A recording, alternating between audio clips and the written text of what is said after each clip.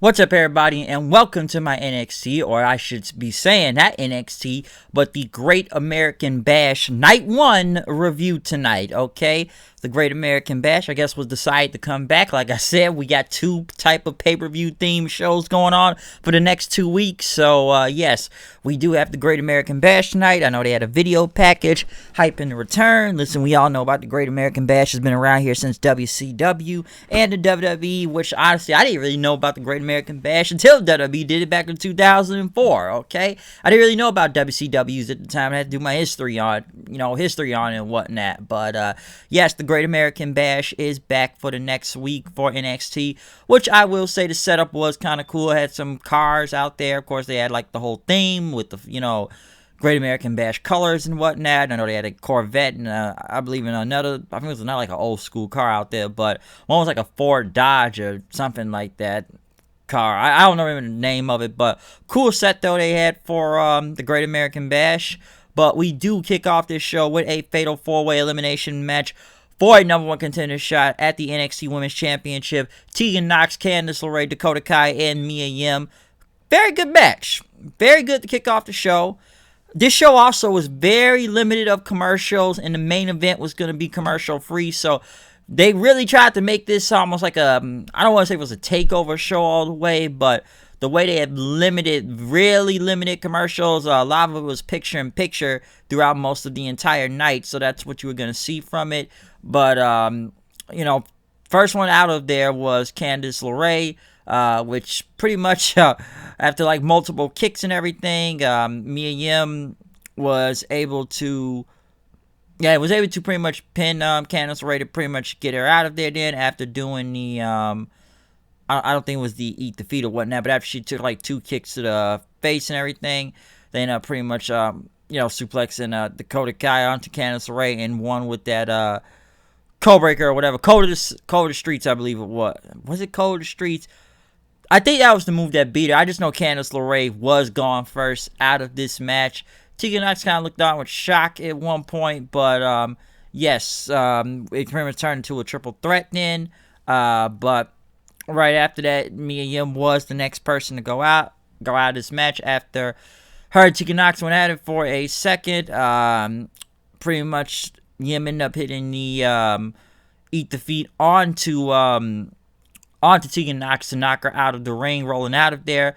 Dakota Kai ended up pretty much rolling up with a jackknife roll up for the win right there. So yes, Mia Yim was eliminated by Dakota Kai. And then in the end, we got Tegan Nox and Dakota Kai in the end. Listen, I am sick of these two facing each other multiple times. And trust me, I have expressed my lot of disdain for it, okay? Because I feel like it has gone on for a while. But I was okay with this one this time. This was for a number one contender shot at the NXT Women's Championship. But this was good. This was really good. Like I said, both Kai and Tegan Nox work well with each other anyway, especially ever since they had this long-ass feud and whatnot, or a blood feud if you want to go with. But this was not bad at all. I was actually surprised who won this match.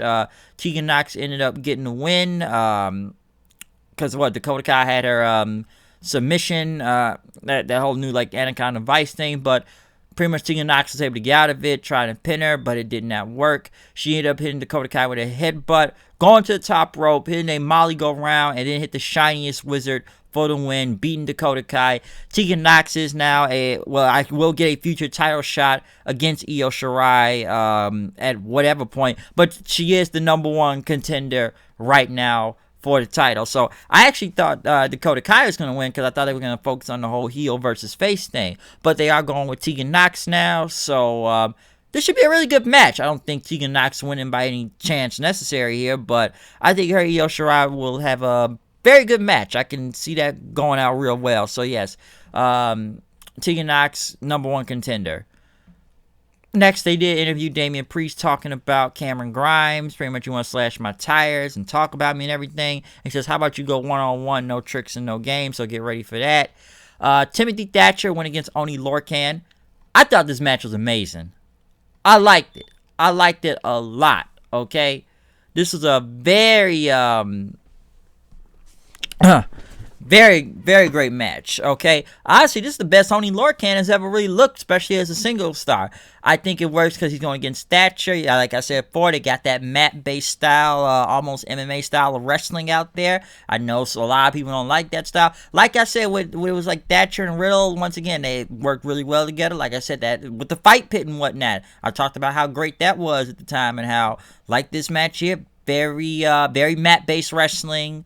Like I said, very submission hold, a lot of submission holds, very MMA style, and I liked it. I liked this match a lot, and it ended up with Thatcher winning after dodging Lorcan's finisher. I know he got hit with trying to get the fish hook in him, but Thatcher pretty much got him with the Fujiwara armbar for the win. Okay, like I said, Thatcher is pretty much still going well. We already know how great he is in the ring in general. Now I know a lot of people say the guy lacks personality. I still think it's almost like Dean Malenko.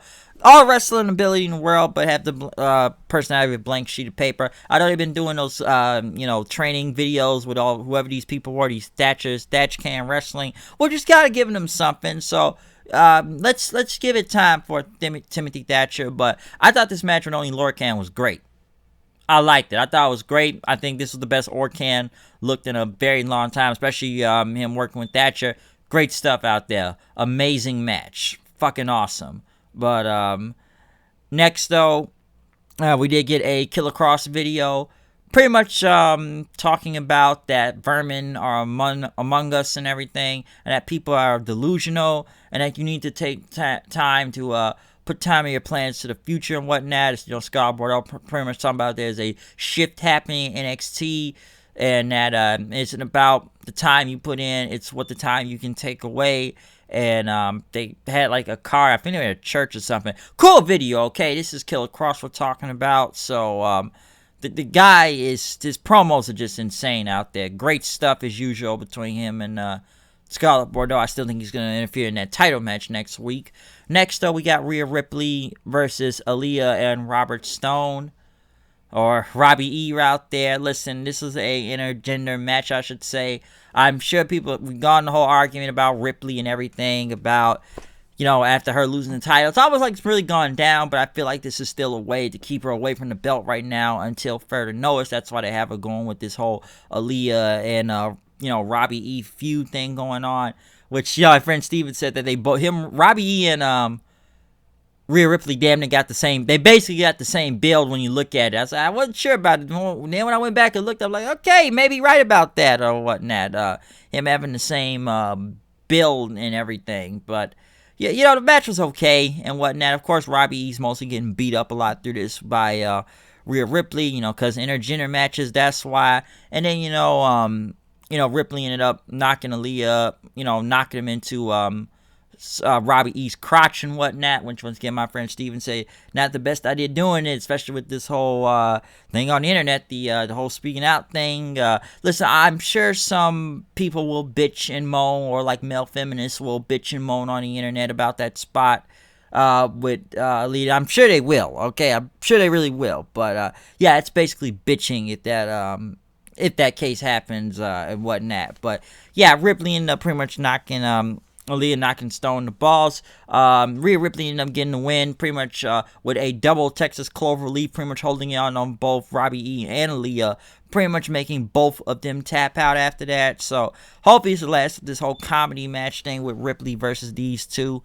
Because I don't know where else they could go with this, but I guess going to keep the Aaliyah and Robbie E thing going on for a minute, though. Like I said, where's Chelsea Green? She breaks up with the guy, but he gets more TV time with her than her. I have zero clue, alright? Hopefully Aaliyah can go somewhere with this Robbie E thing, because, listen, Aaliyah ain't the best person in the world when it comes to this, but maybe something can come from this, especially Robbie E, okay? So, could be a benefit in this. Not sure what, but we'll see what happens.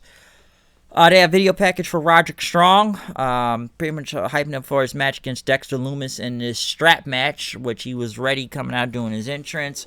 Like I said, Lumis was in the ring. Like I said, you're going to hear a lot of funny chants on this in this match, like strap on Roddy or trunk him up Lumis or strap him. I don't know what they saying out there, but lot of weird chants I heard. Dexter likes it chants and everything. So think however you want to think with that, okay? Now I know Strong ended up trying to jump Lumis for the match, but it did not work. But Lumis no sold to knock Roddy and onto the ground, strapped him, which he was he's almost like was staring at a ghost.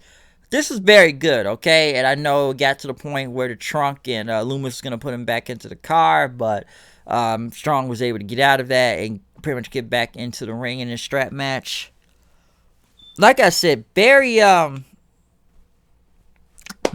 match, I will say. I thought this match damn near went 20 minutes, but apparently it was 16 minutes. But Strong and Lumis was really good. I did like it. It took some time to get into it, especially with the whole running away from Lumis and whatnot. But it did get better throughout time in this match. Strong was fighting back out there big, but Lumis got the upper hand. Next thing you know, Bobby Fish comes out and kicks Lumis to the ground right after, and pretty much Lumis got back in the ring at the strap, fighting Strong with it, and then pretty much Fish tried to come in and got clotheslined by the strap and whatnot. Lumis pretty much hit him with a big Uranagi onto wow, I can't believe I forgot this name, but wow, I had a mind blank there for a second. But got onto Roderick Strong with the Uranagi and put him into silence, as he called his the whole Katagami finisher. It's now called the Silence. So yes, Lumis ended up getting the win. Very good match though. Okay, won by submission and whatnot, but very good match. The strap match was not bad. Yeah, did they utilize the strap? Yes, they did. Was it going to be a bloody war or whatnot? Didn't really see that coming, but very good strap match though. Very, very good. Next, they went to another one of these Prime Target video packages about Keith Lee and Adam Cole for both the NXT and NXT North American Championships. Basically, Keith Lee pretty much talked about the year he's had from Survivor Series to Royal Rumble, and here defending that TNT title right now. Pretty much thing Adam Cole talking about he's the longest NXT champion over a year, that this is his show, that it's his time, that, come on, what do you think helped lead the division to both Raw and SmackDown, the matches with Daniel Bryan and Seth Rollins? Just because of him. Nobody wants to see Keith Lee just hopping out of the ring and whatnot. They want to see him. And Adam Cole said he will be holding the title and everything, but Keith Lee said he's going to be standing tall with the championship and will belong to Keith Lee. Cole says, he doesn't lose a lot of big matches and whatnot, but, it's going to be undisputed, as he had said this Sunday. So, not bad Prime Video target of both Lee and Callahan out there. Very good. Not bad at all, at least given the history behind it also, so that works. They tried to interview Gargano and Candice LeRae, but next thing you know, Candice LeRae walked off somewhere and ended up going to fight Mia Yim somewhere in the back. Swerve tried to break it up, but Johnny Gargano pretty much says, "How dare you put your hands on my wife? How dare you put your hands on my wife for backing out?" So I'm sure we'll get a tag match out of this. Legado de Fantasma came out.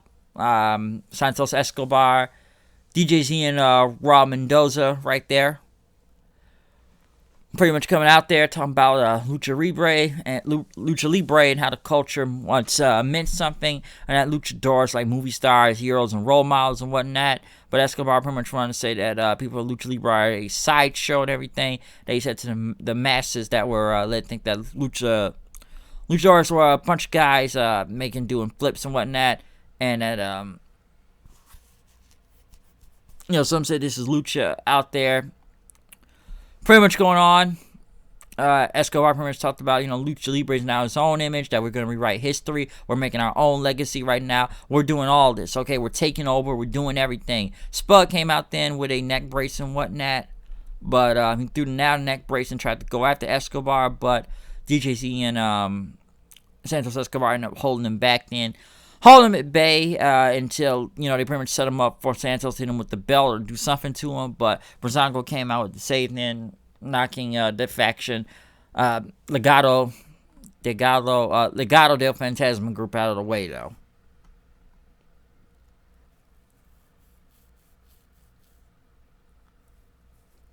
Excuse me. But, yeah, as I said, though. But yeah, like I said, Escobar going to his promo about Lucha Libre and everything. Felt like I lost a little bit of track right there, what was going on. But like I said before, Next thing you know, as he kept talking, Spud came out. I hope I didn't explain this already, but yeah, Spud came out. He tried to attack them, took his neck brace off and whatnot, and went in for. Yeah, I already said it. Brazongo came out there and made the save and everything. Now, I do question one thing about why Brazongo was out there. That was kind of off the wall for a way, okay? Because number one, why are they even involved? I could have swore they could have just gotten Jake Atlas or Kushida to get involved since, Spud has, gotten help from them before. Why would Brazongo help Spud? That's a little bit off the wall. I'm sure everybody saw Jake Atlas or Kushida getting involved, but that's very, very strange they put Brazongo involved to make the save for whatever reason that is. I didn't understand that. And that they, Fandango challenged him next week, 6-man tag, Great American Bash, that they will have no place to hide. So, that's what we're going to get next week, but still, I didn't really understand why they got Brazongo out there. That didn't make a lot of sense to me, okay? That one was a little bit off the wall. I didn't understand that decision. Like, just get Atlas and Kushida involved. Why didn't you get them involved? I don't understand that. I really don't, all right? But, moving on to that, they went to Cameron Grimes, gloating about Damian Priest, making fun of his voice. This is grime time, as he calls it, and that, his foot's on the gas, and now he's challenging either Adam Cole or Keith Lee. That double title thing, he is now the new #1 contender now. Apparently, I don't know how, but he is, some whatever way. They played another Mercedes Martinez video, which I guess she will be returning next week, so that's going to happen. We then got into the main event. Commercial free. Sasha Banks, Io Shirai, Bayley and Sasha coming out. Old school Sasha Banks, kind of entrance in a way, maybe 2016, 2017, yeah, with the Jaguar out there. And they got a dog and whatnot. Of course, they kind of had some 4th of July stuff going on with it too, but still a very raw entrance and everything for Sasha, like a little bit of the old school NXT version of her. But yes, we did get Sasha and Io in the main event of this show, commercial free. Nothing to worry about, I guess, from this, but what can I say about this match? Really good. Took a little bit to get into, but when that second half comes around, that's when the show kind of got, I shouldn't the show, but the match got better on in time. But like I said, start off a little bit of a slow pace, but got way better once we got in the second half, all right? Because a lot of good stuff in this. Very, very good. Like I said, a lot of counters. Io trying to go for the moonsault. Sasha getting out of the way. Pretty much going to hit with the Miura then after that. Pretty much slamming Io into the turnbuckle then. Io pretty much coming back with a, a Frankensteiner on him right after that. Like I said, this was good. Hitting with the 619. Even with the dropkick for the 2 count. Like I said, a lot of counters and everything. Sasha ended up countering the the Tiger Driver, going into once again another bank statement again. Like I said, submission hole or whatnot. But Io was able to pretty much get out there, hit her with a double stomp then, and pretty much hit her pretty much to the ground then right after. Sasha, excuse me. I said Sasha pretty much knocking Io to the turnbuckle, yelling at the crowd, saying, you wouldn't be here without me and everything. Pretty much talking about everyone. Like I said, throughout this match, what was it? Sasha ended up dodging 619 again. Io pretty much taking out Sasha out to the apron then. Io going for a suicide dive, I should say, but maybe not a suicide dive, but a big sunset flip. Sasha catches her, power bombs her into the plexiglass, knocking her back onto the ground then, folks. So that was a cool spot. I did like that. That was good. But, Sasha then went for a frog splash then, but Io ended up dodging it, put her into the crossface right after.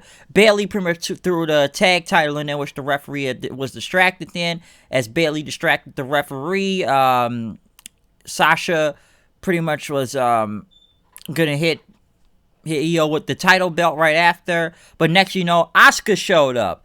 Asuka showed up, missed to the face to Sasha. Io tried to roll up, but Sasha kicked out. Io hit her with the Shote right after, and then hit her with the moonsault for the win. So yes, Io Shirai getting the win over Sasha Banks. Asuka and Io coming in and celebrate. Good to see Asuka back on NXT too. That was actually pretty cool to see again. Haven't seen Asuka in a long time, and to be there with the current NXT champion also, as she's the Raw Women's Champion. That's actually a pretty cool look, just to see Asuka return back into the fold of NXT again. Which, I'm sure everybody will say that when Asuka was just a nearly a killer for, just undefeated killer for, I don't even remember how many days it was at that point, but basically an unstoppable badass, which she still is right now, but, still at the time, no. But, yes, Asuka, of course, dancing with Io as they had Pyro go off in the background, ending night 1 of the Great American Bash. Like I said, this was a very good match between Io and Sasha. Very enjoyable. Like I said, great match just in general. I'm sure a lot of people say this is almost like TakeOver level. I don't know, okay? But this was a commercial-free match, and like I said, they hyped up for next week, especially with the double title for Keith Lee and Adam Cole. For the Great American Bash next week. But I enjoyed this show. This was a very strong show. Very strong shows tonight we had, especially from both companies and whatnot. I'm not going to try to go into like a double, breakdown whose show was better tonight. But NXT, or like I said, the Great American Bash, had a lot of great stuff. I really enjoyed Thatcher and Oni Lorcan. Very great match. I thought it was amazing. The Fatal 4-Way was really good between the women. Roderick Strong and Dexter Lumis was really good too. I still just like the guy just staring and Strong running away.